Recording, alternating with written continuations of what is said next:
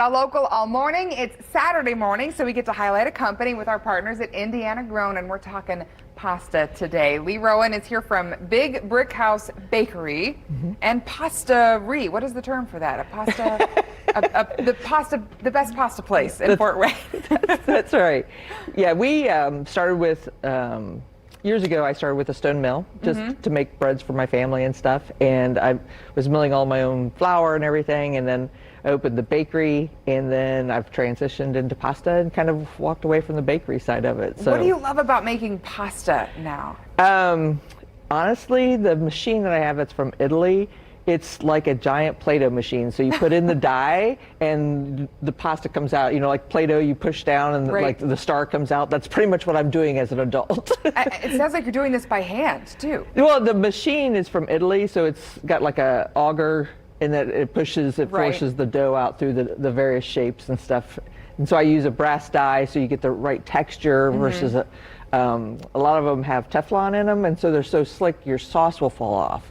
So even though it's like maybe a fresh made pasta, if it's a Teflon die, you'll find that your sauces don't adhere. So that's answering a major life question I've had. Why can't I get Alfredo to stick to my fettuccine? A lot of times it's too slick because they've made it so pretty. Right. It's kind of walked away from the function of being the vehicle for all your great sauces and flavors. Gotta have the grittiness on there to keep that marinade. I just learned something new. I love it. So yeah, so I use a true brass die, and plus with the texture of the whole grain and the high in protein, it's got about 9 or 10 grams of protein for 2 ounces of the dry pasta, and it's full of complex carbohydrates, so your body works more efficient. Right. It's fuller longer. It's got all the great benefits. Well, and we were talking about putting a bunch of sauce on it, but some of these flavors you don't even need a sauce, just olive oil and roasted garlic and portobello mushroom. Tell me some of your favorites you brought in today.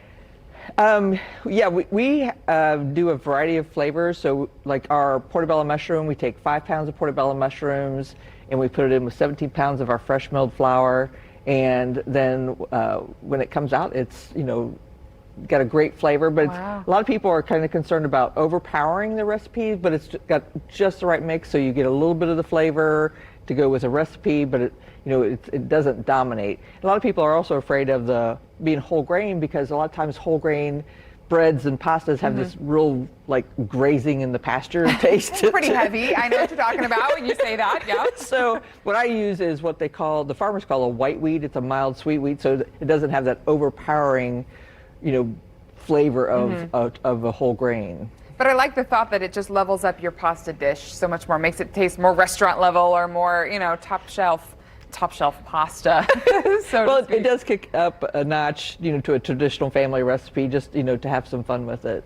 Well, that's great. And for folks who are cooking at home a lot more now in the pandemic, where can they get some of these different flavors to try? I just dropped off a batch last night to Tuttle Orchard north of here. And then after the show, we're heading down to Nashville to drop off at the Wild Olive and spend some time down there. So they're great customers of mine, and then we also have a website, bigbrickhousepasta.com, and I'm also on the Shop Indiana Grown website. Great. So, and if you're up in Fort Wayne, I've got more stuff up there, and I'm active in the farmers market up there as well. You can get it fresh if you're up there in Fort Wayne, as you folks made the drive this weekend. We're glad to have you in. I do want to make note too, they come in chocolate as well. I remember that from last time. We'll talk about that next segment. Oh, we will. Yeah, join us again in an hour. We're gonna talk chocolate.